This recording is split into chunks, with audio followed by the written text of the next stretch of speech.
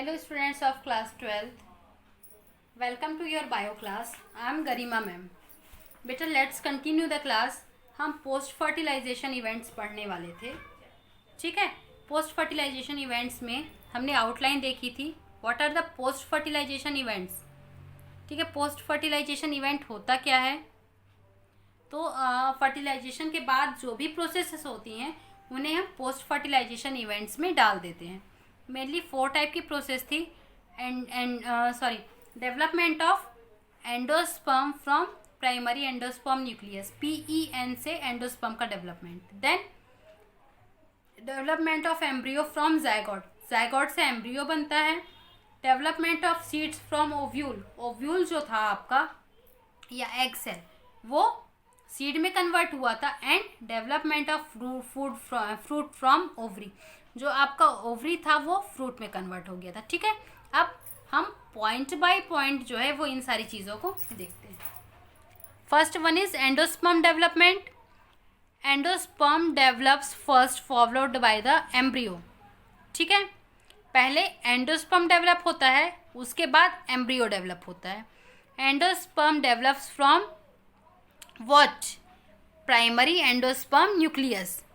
PEN undergo successive nuclear division, nuclear division होता है. ठीक है. जो फ्री न्यूक्लियाई को राइज करता है और फ्री न्यूक्लियर एंडोस्पर्म यहाँ से डेवलप होता है. Subsequently cell wall is formed on the periphery. Periphery means endosperm जो है वो सेल्यूलर हो जाता है. एंडोस्पर्म के चारों तरफ सेल वॉल प्रेजेंट हो जाती है. ठीक है. नाउ अब इस एंडोस्पर्म के फंक्शन क्या क्या हैं. ये जो एंडोस्पर्म डेवलप हुआ है ना, the cell of endosperm tissue are triploid and filled with reserve food material to nourish the developing embryo. इनका मेन काम क्या होता है. इनका मेन काम होता है जो डेवलपिंग एम्ब्रियो है ना उसको क्या प्रोवाइड करना, उसको न्यूट्रिशन प्रोवाइड करना. ठीक है.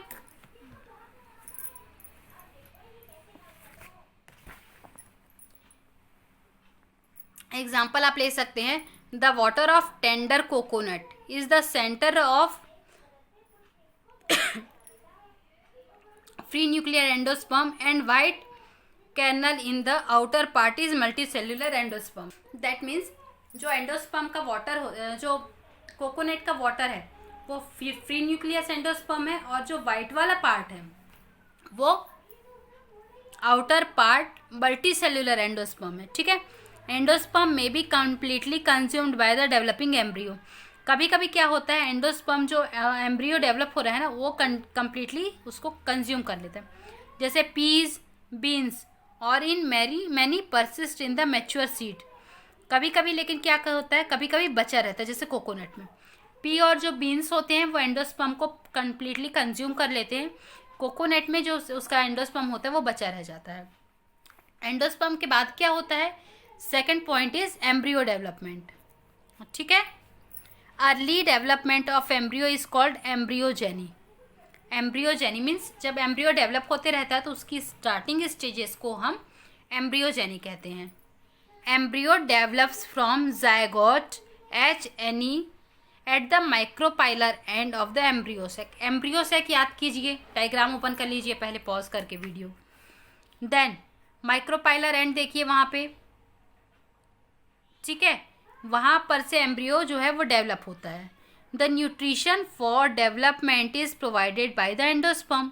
आपको इसके पहले के ही टॉपिक में बताया गया है कि न्यूट्रिशन कौन प्रोवाइड करेगा, एंडोस्पर्म प्रोवाइड करेगा. Zygote divided mitotically to form pro embryo. अब जायगोट माइटोसिस डिवीजन करेगा. मियोसिस तो नहीं हो सकता है क्योंकि जर्म सेल बन चुकी है एंड फ्यूजन हो चुकी है. तो अब माइटोसिस डिवीजन होगा और प्री एम्ब्रियो बनाएगा. ठीक है. Pre embryo means mature embryo के पहले की stages. Different stages of developing pre embryo are globular and heart shaped embryo which is finally forms mature embryo. पहले ग्लोब्यूलर होगी, देन हार्ट शेप में कन्वर्ट होगी, आफ्टर दैट मैच्योर एम्ब्रियो में convert होती है. ठीक है. Now embryogeny in dicot. ये जो सारी प्रोसेस है स्टूडेंट्स वो मोनोकॉट पे नहीं होती है, ये प्रोसेसेस डाइकॉट्स के लिए. ठीक है. The zygote undergoes transfer division forming a large basal cell and a small apical और टर्मिनल सेल। ठीक है, एक लार्ज बेसल सेल और एक टर्मिनल सेल। ठीक है, large basal cell and large and undergoes transfer division to form the group of 6 से 8 cell बनाते जाएगा, इज कॉल्ड सस्पेंसर। ठीक है, डायग्राम देखते जाएंगे आप। The first cell of the suspensor towards the micropylar end is called haustorium, whereas the last cell towards the chalaza end is called hypophyse. That later develops into the radicle. The smaller terminal or apical cell undergoes one vertical division and 2 cells form from the terminal cell divided by the transfer division, thus forming 4 embryo cell. इसे हम क्या कहते हैं? Quadrat stage कहेंगे। क्या कहेंगे? Quadrant stage. Finally, these 4 cells divided vertically forming 8 cell pre-embryo, also known as the 8 को क्या कहते हैं? Octet stage. 4 cells at the apex give rise to the plumule and other 4 give rise to the hypocotyle except is tip, ऊपर को छोड़ के। Structure of dicotyledon embryo. A typical dicotyledon embryo consists of an embryonal axis and 2 cotyledon. ये आपको मालूम है, ठीक है, 2 cotyledon होते हैं उसमें। The portion of embryonal axis above the level of cotyledon is called epicotyle. ठीक है, which develops into the plumule or baby shoot. ठीक है, जिसे हम future shoot भी कहते हैं। The cylindrical portion hollow level of cotyledon is the hypocotyle. ये hypocotyle दिख रहा है आपको, ठीक है, which develops into the radicle और root tip. इसे हम future root कहते हैं। ठीक है, एक रूट बनाएगा और दूसरा शूट बनाता है। Understand? The root tip is often cover to the root cap, जिसे हम कॉलिप्ट्रा कहते हैं। ये दिख रहा है root cap. Mango, apple, radish, rose are the some dicot plants. Then structure of monocotyl embryo. Monocotyledon embryo थोड़ा दूसरे टाइप का होगा। The typical monocotyledon embryo is of 1 cotyledon. ठीक है, the cotyledon is situated on the one side lateral embryonal axis is called scutellum. ठीक है, then the radicle and root cap are situated at the lower end of the embryonal axis in an undifferentiated sheath is called coleorhiza. ठीक है, ये coleorhiza दिख रहा है, यहीं पर आपका root cap and shoot cap होगा। Then this one is scutellum के बारे में, जिसमें जहाँ हमने बात की थी। ठीक है, यहाँ पर कॉटिलीडन होता है। The shoot apex and few leaf primordial are enclosed on a hollow follicular structure in epicotyle region, also known as coleoptile. इसमें भी coleoptile है। Then the portion of embryonal axis develops the level of attachment of scutellum is called epicotyle. अब epicotyle develop हुआ, उसमें भी epicotyle का development था। Students name same है, बस ओरिजिन अलग है। ठीक है, grass, banana, bamboo, palm, that are the monocot plants. इसमें आप मेज भी मोनोकॉट प्लांट में ले सकते हैं। Then after that seed development.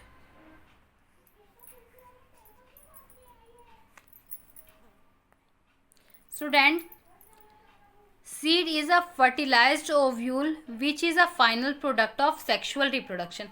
Sexual reproduction के बाद बनने वाला फाइनल प्रोडक्ट क्या है? सीड।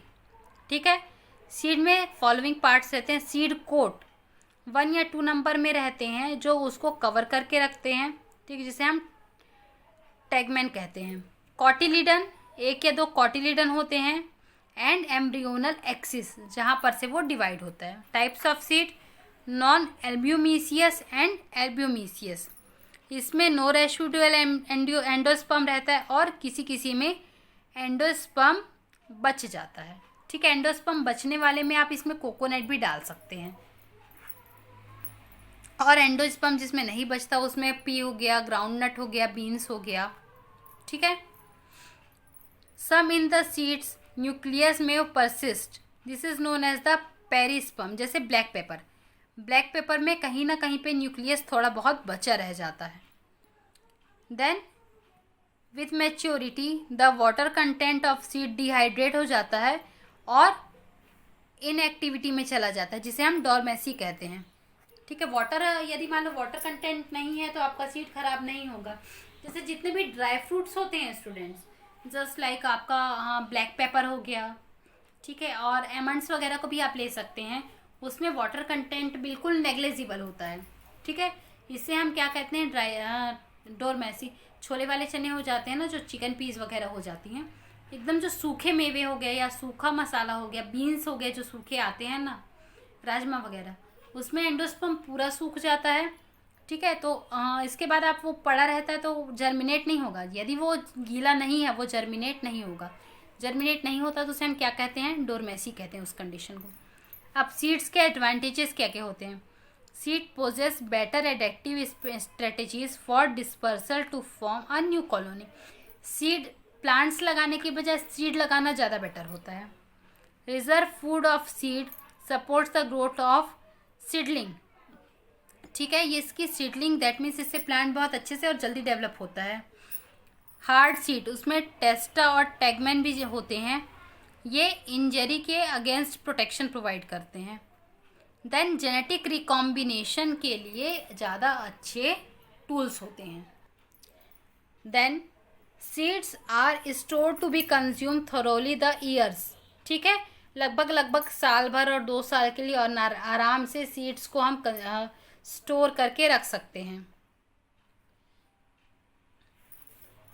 अब किस हिसाब से मोबिलिटी, दैट मीन्स सीड कितने समय तक रह सकता है, उस हिसाब से अब आप उसको क्या कर सकते हैं, आप उसको क्रॉप प्रोटेक्शन के लिए क्रॉप प्रोडक्शन के लिए भी यूज़ कर सकते हैं। जैसे चना, एक सीज़न का चना अगले सीज़न में बो सकते हो स्टोर करके। ठीक है, then fruit, the ovary mature होके किस में कन्वर्ट हो जाती है, फ्रूट में, और ओवेरियन वॉल्व जिसके हम क्या कहते हैं, पेरिकार्प। ठीक है, जो फ्रूट के चारों तरफ का स्ट्रक्चर होता है उसे हम पेरिकार्प कहते हैं।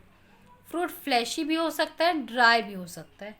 फ्लैशी ऑरेंज हो गया, मैंगो हो गया, गुआवा होगा, ये सब फ्लैशी फ्रूट्स हैं। और dry mustard, ground nut, peas, ये सारे क्या हो जाते हैं, dry fruits. True fruit and false fruit, fruit ovary बस से यदि डेवलप होता है तो वो हो जाता है ट्रू फ्रूट, एंड ओवरी और थैलेमस अगर दोनों इन्वॉल्व हुआ तो वो हो जाता है आपका फॉल्स फ्रूट। ठीक है, पार्थेनोकार्पिक फ्रूट, ये इंपॉर्टेंट टॉपिक है स्टूडेंट्स, एग्जाम में आता है। Fruits that are formed without fertilisation is called parthenocarp fruits. ठीक है, इनमें सीड्स नहीं होते। Example banana, parthenocarpy can also be included artificially by growth hormones. ठीक है, इसे हम बढ़ा भी सकते हैं ग्रोथ हॉर्मोन्स के थ्रू। स्टूडेंट्स, ये डायग्राम देखेंगे तो ये आपको यहाँ पर सब समझ में आ जाएगा। ठीक है, कि नाउ देखेंगे यहाँ पे पिस्टिल, स्टीमेन। ठीक है, मियोसिस हुआ, एंथर से पॉलन ग्रेन पर, पॉलन ट्यूब में गया ये। ठीक है, आप इधर से ऊपर से देख सकते हैं पेटल मियोसिस। ठीक है, अब यहाँ पर ये दोनों ओव्यूल जो है वो फ्यूज़ हुआ, जायगोट बना, जायगोट एम्ब्रियो बना और एम्ब्रियो मैच्योर फ्रूट में कन्वर्ट हो गया। स्पेशल मैकेनिज्म ऑफ रिप्रोडक्शन, अब 2 टाइप के स्पेशल मैकेनिज्म होते हैं, that are the apomixis and polyembryony. Apomixis में क्या होता है student, the phenomenon of asexual reproduction that imitates sexual reproduction by the formation of seed without fertilization. Formation of seed without fertilization इसमें simply देखेंगे तो। ठीक है, इसे हम एपोमिक्टिक सीड्स कहते हैं। कैसे हो सकता है, diploid egg formed without reduction division. ठीक है, and some cells of the nucleus are diploid in nature, जैसे citrus fruits and mango.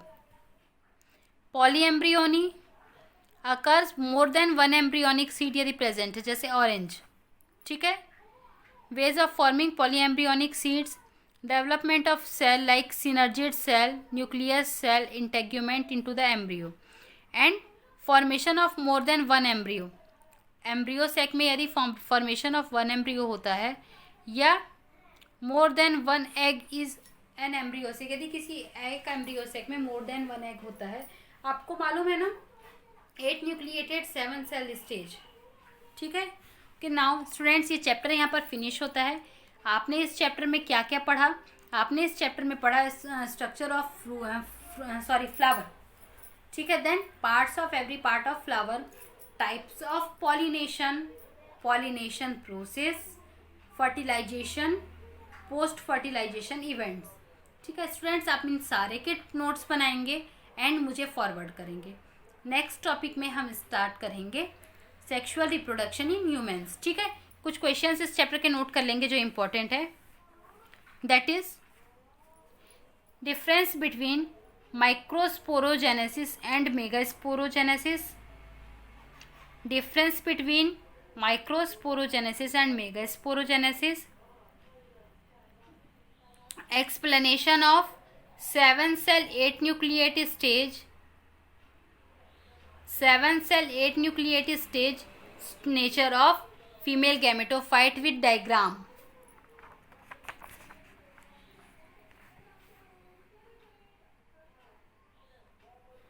Next one is difference between hypocotyle and epicotyle, difference between hypocotyle and epicotyle, difference between integument and testa,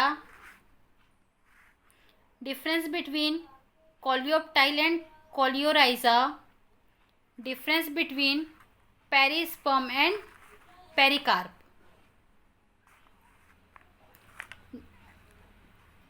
then आपकी जो NCERT book में है, जितने questions दिए हैं वो सारे क्वेश्चंस को आप सॉल्व करेंगे, और यदि नहीं बनेगा तो मुझे मैसेज करेंगे, मैं आपको क्वेश्चन आंसर सॉल्व रिप्लाई करूँगी, ठीक है। ओके स्टूडेंट्स, नेक्स्ट टॉपिक के लिए थोड़ा प्रिपेयर रहिएगा, ठीक है, क्योंकि टॉपिक इंटरेस्टिंग है, बट यदि आपने प्रिपरेशन नहीं किया तो आपको कुछ समझ में नहीं आएगा। Okay, we will see in our next video,